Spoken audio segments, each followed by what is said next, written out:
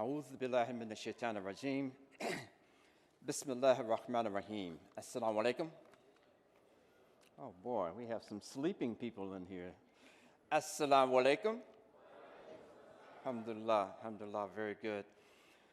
You know, it's one thing to come a little late for a session, but it's another thing for the speaker who comes before you, my dear friend Altaf, Dr. Altaf, to bust me out in front of everybody. I see he's finally gotten here. Yeah, yeah, he's finally gotten here. But yes, alhamdulillah, I have been asked to speak briefly about a very, very important phase and a very important and momentous moment that took place prior to the lifetime of the Prophet Muhammad, not his lifetime, but took place prior to his receiving wahi from Allah subhanahu wa ta'ala at the age of 40. And this is the Hilful Fudhul.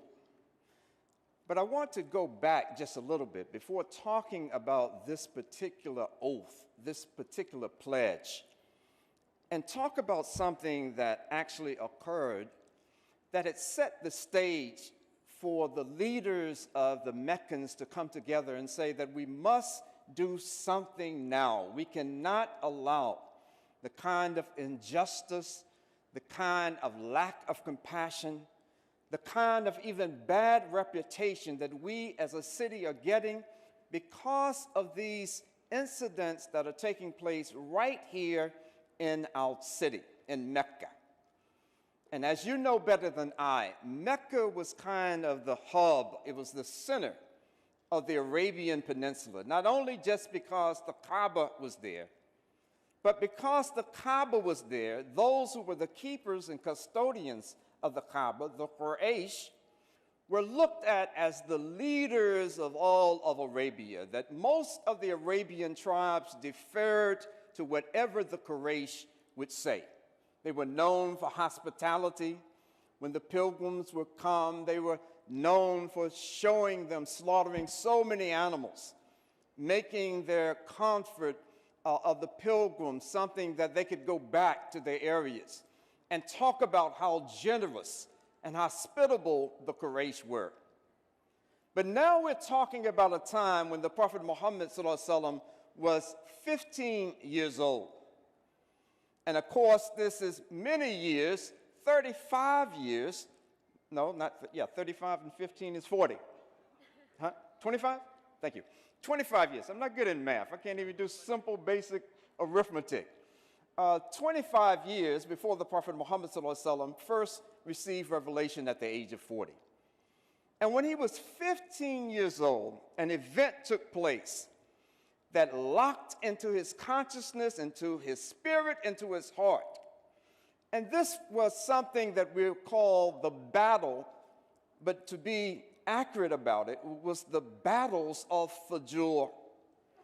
That these particular battles took place because a man from the Zabid tribe of Yemen had come to Mecca with his goods.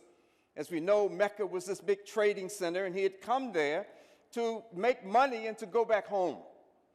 But when this man from this tribe of Zabid came to Mecca, he was engaged in trade with someone he thought was a very honorable person. And so as he kept on passing off his goods to this man, because the man kept saying, I'll take this, I'll take that, give me a little of this, give me a little of that, until the man had nothing left. His whole inventory, all of his stock, was taken by this particular man. And so now his stock is taken away, and this man's name is As bin Wail, not the Zabit from Yemen, but As bin Wail from Mecca, who was a leading figure of Mecca at this particular time. So he took everything. So the man started going around, knocking on doors and talking to anyone who would listen. I have had my property taken. How can I get it back? When everyone seemed to ignore him, he climbed on top of a very high hill and called out to all of the Quraysh that you are the guardians and custodians of the Kaaba. you greet us as pilgrims. I've come in all honesty to trade with you here in Mecca. And this man has taken everything that I have and refuses to pay. Now, this struck some of the hearts of many of the Meccans when they heard this, even those who had just ignored his pleas to try to get his property back. It struck many of them. And one of the Prophet ﷺ's uncle by the name of Zubair gathered up some of the leading figures of Mecca in the house of Abu Judah, I think it is, who was reputed to be the oldest man in Mecca at this time, and they sat around and they talked about, what can we do? We are going to be humiliated as a people if these kinds of events keep taking place. And so here they are at this point. And after, at this particular point, and I think I've somehow jumped from one event to another event. Let me try to make sure I'm not confusing myself and confusing you. These battles of Fijar were battles that took place because a man of Mecca killed a person from the Hawazin tribe. And this was not extraordinary, but what happened was that this killing took place during the sacred months. And during the sacred months, as in response to this killing during the sacred months, an all-out kind of battle took place between the Quraysh and the Hawazin, and other tribes were jumping in and trying to see how they could help one side or the other. This battle took place, and it was a series of battles, took place for 4 to 5 years. 4 to 5 years. And it started at the time that the Prophet Muhammad ﷺ was 15 years old. He didn't physically partake of the battle itself. But he, because his uncle Abu Talib was one of the combatants, he went around and gathered up arrows and gave them to Abu Talib and other of his uncles who were participating in the battle. This is when he was 15. And so then another similar kind of event happens. And now the Quraysh have decided that we must, by all means, put an end to this kind of behavior. And this is where I had jumped tracked. And so I won't repeat everything. I'll just try to make some sense of the nonsense that I started off with. But what the Quraysh decided was that we must come together and stop these kinds of things from happening. And the Prophet Muhammad ﷺ was 20 years old at the time that the notables of Mecca were gathered in the house. And when they were gathered in this house, in Abu Judah's house, the Prophet Muhammad ﷺ, as a 20-year-old, was still a participant in this gathering. It shows the kind of respect that he had. It shows the kind of maturity that he had.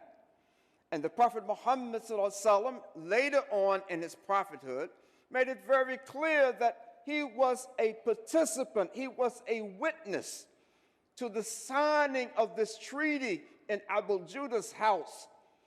And he said that if something like this were to come about today, even as the messenger of Allah, sallallahu alaihi wasallam, he would participate, he would sign off onto this as well. Now let me just give you a few of what this Hilful Fudhul, what it included.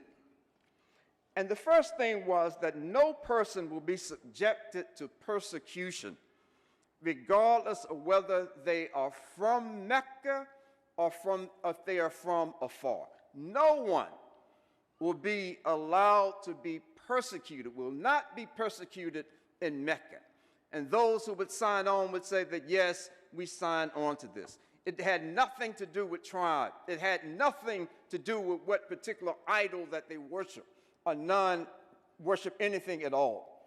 It had everything to do that they were recognizing the importance and significance that these are other human beings that are coming here to trade or to worship with us, and none of them are going to be treated unjustly. No one will be oppressed when they come here to Mecca. Another point was that they will, from that point forward, at the signing of this treaty, that they would try to eliminate all of the possible ways that people could be oppressed.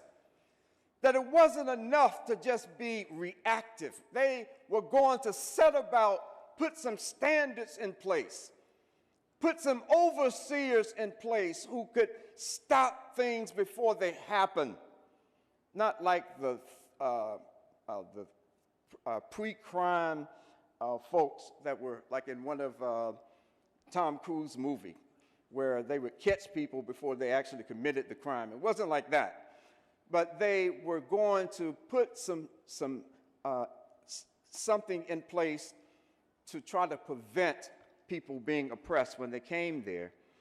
And they said, as one third point that I would share, was that they would push for the right of the downtrodden until those rights are obtained.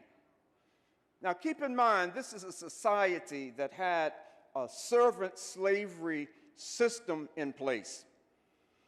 But at this particular point, when the Prophet Muhammad was 20 years old, they were pledging that we guarantee, that we commit for life, that we will struggle for the rights of everybody in the society, no matter who they are, no matter what their condition of oppression is, until they gain their rights. And so just looking at this casually, we're saying that the Prophet Muhammad was participating in this oath, participating in something that was saying that I don't care about what a person believes. I don't care about their tribal identification. I don't care about any of these things, but if they're human beings, we are pledging to protect their rights as if they are our very own.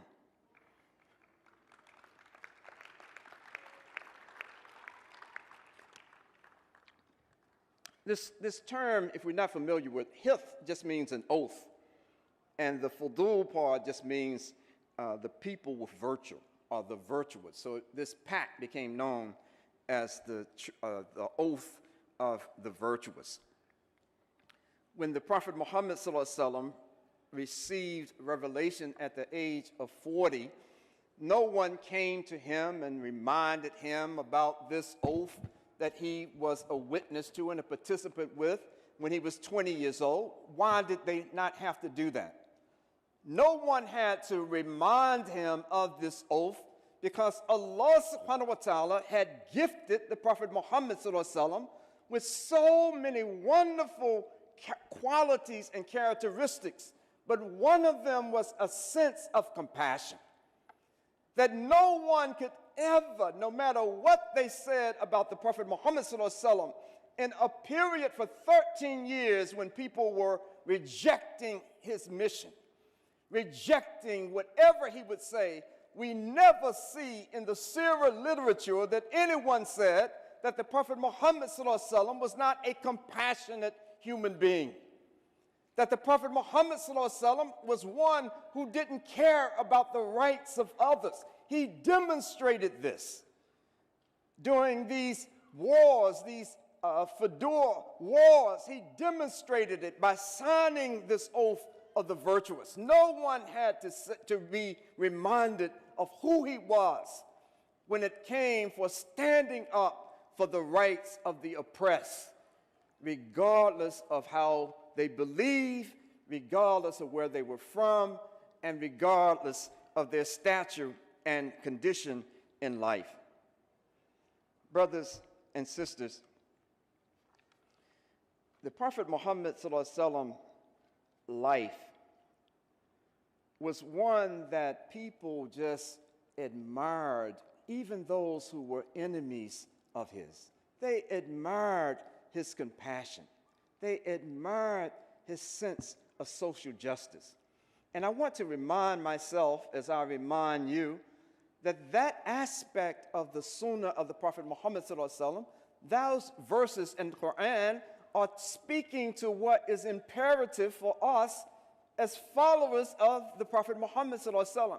We can't be selective in the way that we stand up for certain people. This is not a part of Islam. It's nowhere in the history of the Prophet Muhammad sallallahu alaihi wasallam where he demonstrated through his action that unless you're one of me, unless you're from my tribe, then I can't do anything. You know, there was an incident, and I don't know if the name is known, is picked up anywhere in the Shari'a literature, but there was a time that a similar incident took place, like the incident that happened when the Prophet ﷺ was 15 and the man from Yemen came as a merchant.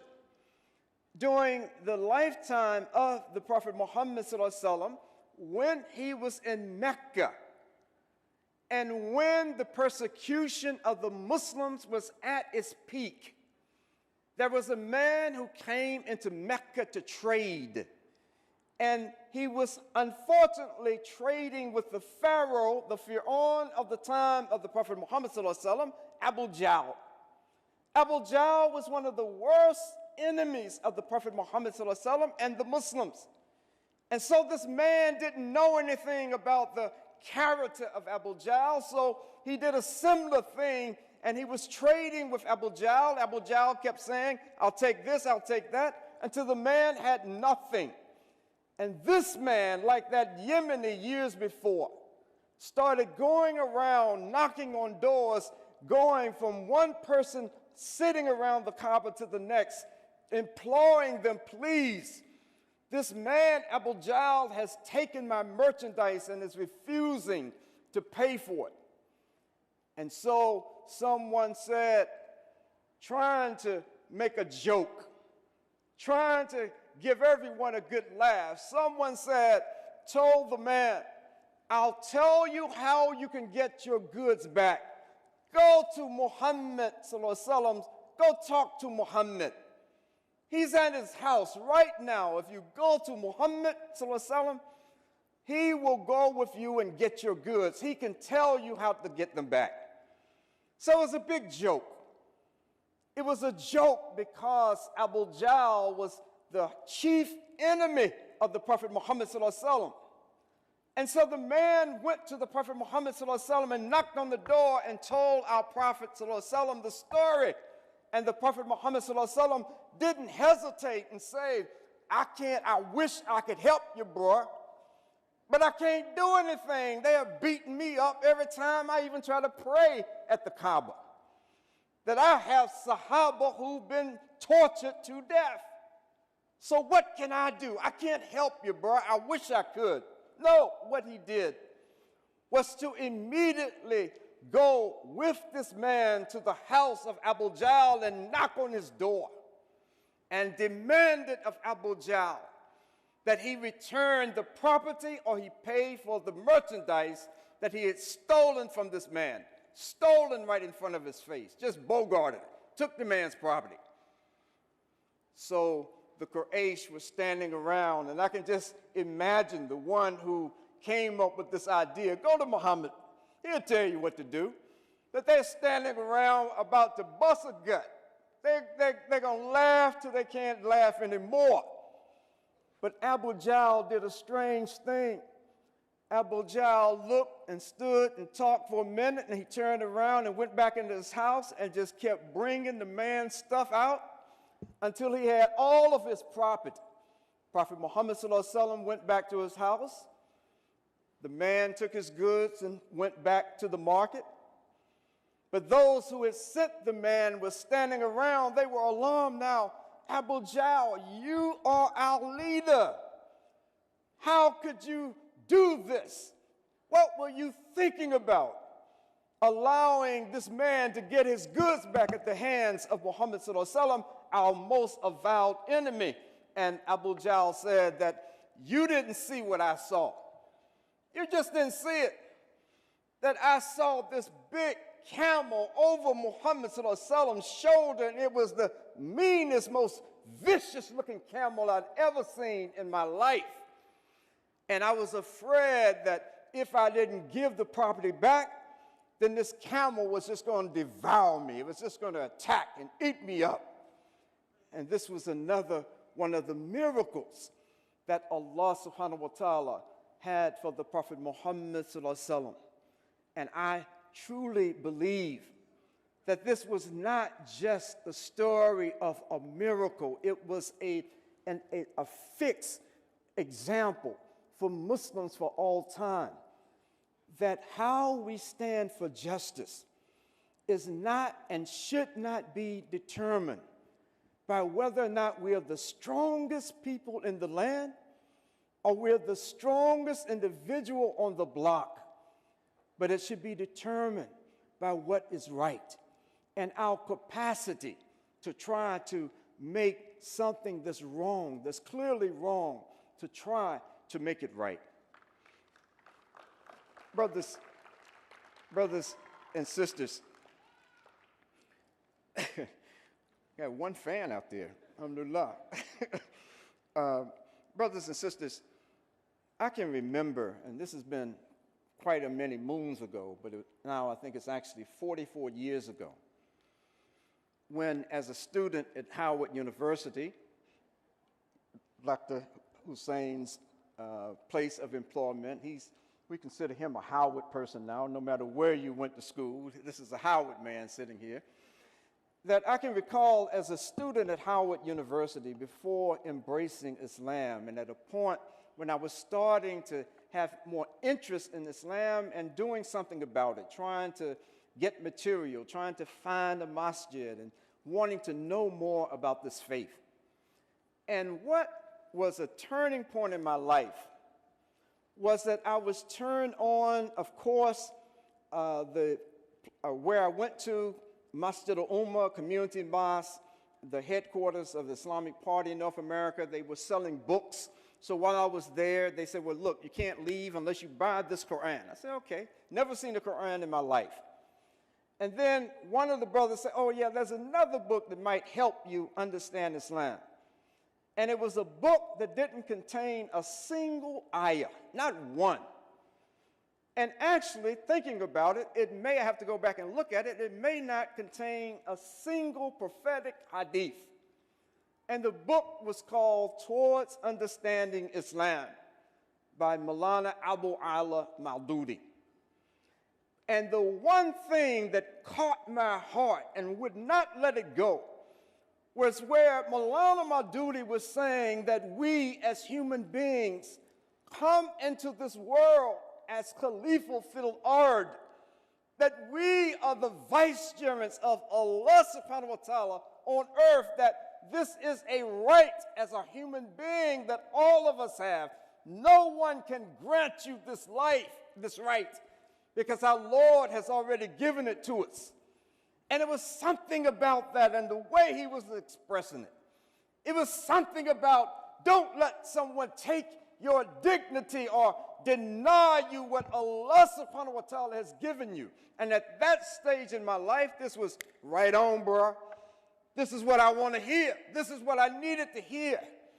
That no matter what our collective condition was as African American people in this country, still suffering from the vestiges of slavery and Jim Crow laws, that they could not define me by our status in the society, because my Lord has chosen all of us to be his representative here on earth. That was a liberating concept.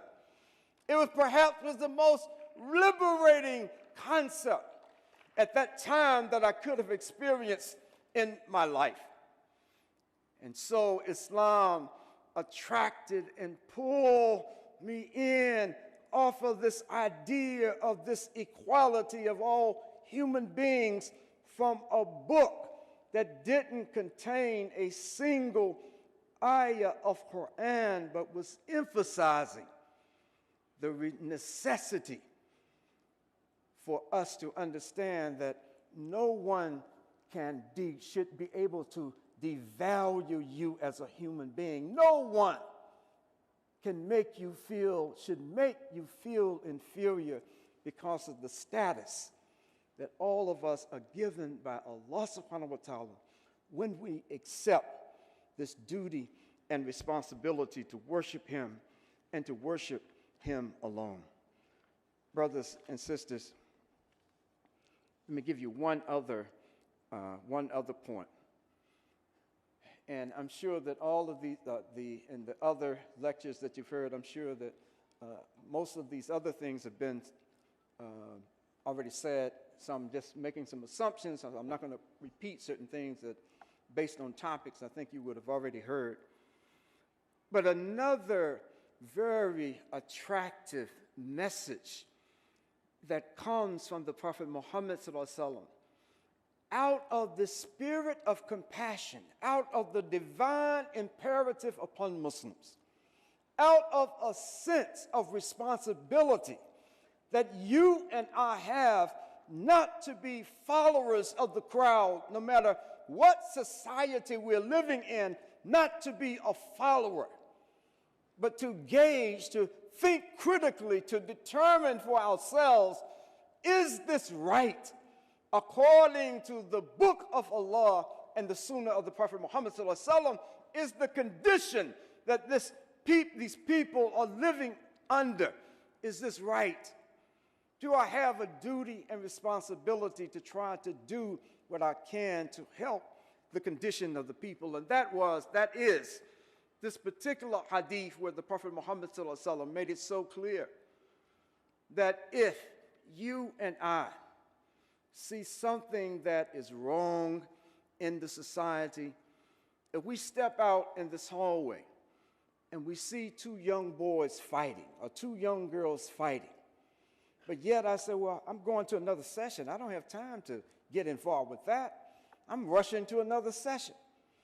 Or as we walk down the street and sometimes almost literally step over someone who's homeless. Well, if it's in D.C., in the wintertime, they may be laying on a heat grate on Pennsylvania Avenue. But we're rushing to go meet with someone, so we literally may step over or step around that person because we think that we have a higher mission than to try to help the homeless or to try to do something about that condition. But the Prophet ﷺ said, okay, if you see something wrong, you know it's wrong. In your heart, your mind, you know it's wrong. If you believe, then you have to stop it. Do something with your hands. You have to change that condition if you're not in a position, not because you ignore the immediacy of an event, but if you're not in a condition to stop it with your hands, you have to speak out against it. And if you can't even speak out against it, you have to hate it in your heart. And this is the least amount of faith that someone can have and still call themselves a believer. That's a very strong statement from the Prophet Muhammad ﷺ about each and every one of our duty and responsibility to don't act like we don't know and don't see what's going on. Take a stand for what Allah subhanahu wa ta'ala has placed in front of you, because it's really an opportunity for us to get closer to Allah when we try to change those things that are not right. And we're doing it solely for the pleasure of Allah subhanahu wa ta'ala. Now, I just have 10 minutes and 13 seconds left, so I'm going to jump ahead to a closing. And this closing, I want to offer and issue a challenge. And this challenge is for everyone in this room who's under, especially males who are under the age of 40. I say especially males because the Prophet Muhammad ﷺ says that a Muslim man doesn't reach full maturity until he's 40 years old. Now, I had a bunch of daughters. I think by the time they were 13, they already thought they were fully grown and fully mature. But with men, at 40 years old, we reach full maturity. And what I'm challenging us to do, what I'm saying to you as young people, that you and we cannot afford another generation of under 40 Muslim males and females to not discharge their responsibility to work on behalf of Allah subhanahu wa ta'ala by addressing issues of social justice in this society. Now I'm going to say something, and don't go back and tell your mother and father what I've said. This is just a private conversation between us as young people, all right? See, because they say when you're 40, you're fully mature. Well, I was under 40 much longer than I've been above 40, so I consider myself still a youth. I'm still a young person, twisting that definition of full maturity a little bit. But I'm going to say something that maybe you should or you shouldn't. Go back and tell your parents and tell your grandparents. And that is that we, as an ummah in this part of the world,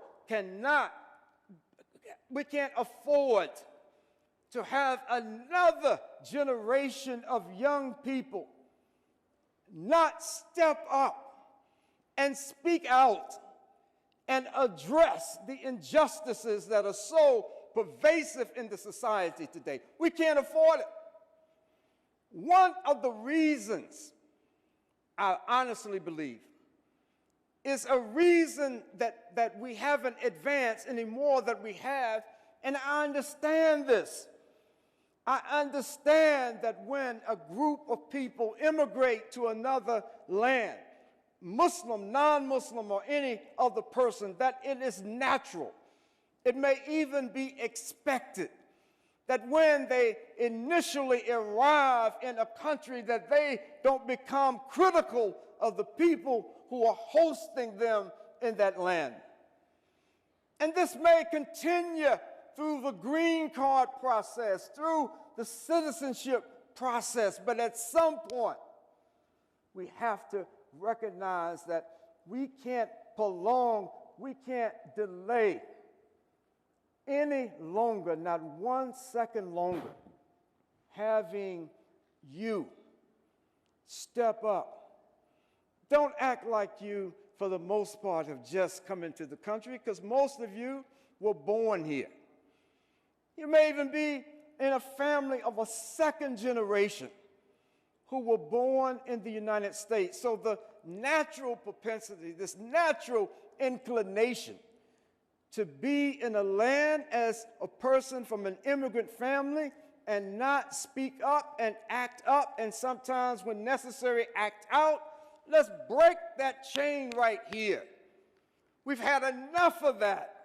Now it's time, it's beyond time to engage this nation on the level of social justice, to challenge this nation in those areas that are so clearly against what Allah subhanahu wa ta'ala has ordained and has been demonstrated through the life of the Prophet Muhammad sallallahu alaihi wasallam. Let me issue you another quick challenge, and maybe you can understand how this thing works a little bit better with what I'm talking about.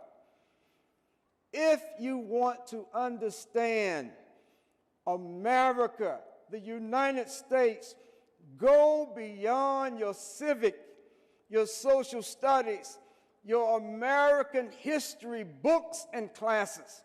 You got to go beyond that. You can't get it reading it in the public school books. You can't necessarily, and most of the time, you can't get it at the university level. So I'll help you with your research a little bit. And I say, if you want to learn the true nature of America, don't study the DuPonts and the Kennedys and all these people who were at the top of the social heap in America. Look at what did those who were at the bottom. Look at how did the oppressed. And I'm talking about wage earners, the people on the clock, the kind of Walmart workers, the McDonald's workers, the workers in so many factories today. Study the trade labor movement and the history of the labor movement in the United States. My father was a trade unionist. All my life, this is all I remember about my father. He was involved in the civil rights movement, but also the trade union movement. At that time, they were running together. One was supporting the other. I had the opportunity to meet many of the towering figures of the civil rights movement through my father, who was a trade unionist, because they would come and speak at union rallies and this kind of thing. But if you all sitting here today have never heard the name of Mother Jones, right? Now, if I had said Medea, everybody would say, I heard of Medea. But I'm not talking about it. If you heard the name of Mother Jones, if you haven't, go to Check Google. Check Google will tell you who Mother Jones is. I'm not talking about the magazine that was created in 1970, but the personality, the figure that this magazine wanted to have the spirit of. Mother Jones was a lady who was born in Ireland. She was a teacher and a seamstress. She had 4 children who died, I think from yellow fever or something, very young. Her seamstress shop was burned down in Chicago in the early 1900s with the Great Fire of Chicago. I think it was like 1827 or somewhere around this time. And so she said, okay, well, that's all right. So what she got involved in was the trade labor movement. And I want you to read about her. This is one of the most heroic women who we've never heard about in the history of this country. At one point, the law enforcement community declared this elderly lady the most dangerous human being in America.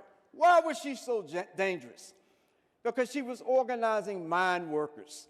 She was helping to found so many organizations that were working on behalf of the poor and the oppressed, especially mine workers. Read that history, you'll be amazed. It will blow your mind to think that people in these mining states have gone through what they've gone through to still be at a very similar point as they were so many decades ago. Read and study about the civil rights and the Black Power movement. And having been a person who was young at this area, just coming into high school at the time of the Black Power dimension of the civil rights movement, read about this, because this language about Black Power movement has been taken out of the history books for the most part. Every time you pick up something about Malcolm X today and it tells you that he was a great civil rights leader, Malcolm hated that term. He hated civil rights as a term. He said it's about human rights. No one can confer upon you a right that you are given as a human being by the Lord of the universe.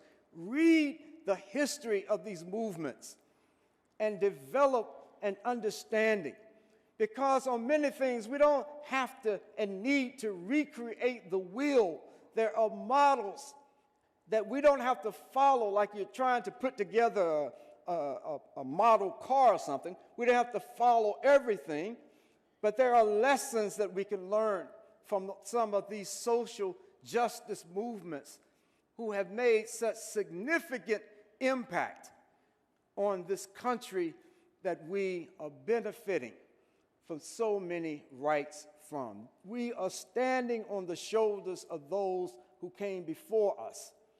And as Muslims, we don't even know about those people at all, so it's not even a matter of trying to study and recognize. We don't even know that they even existed. So I'm challenging all of us that if we want to be that, take an oath right? We don't all have to get together and write out something. We can take an oath with each other that we will be this league of the virtuous, that we as Muslims, that we as young Muslims in this country today, that we will take the leadership in these human rights issues, in these issues, not just as it relates to Islamophobia, because it's something that's directly impacting us, but like the Prophet Muhammad sallallahu alaihi wasallam, like those Muslims who came after him all the way up until this time,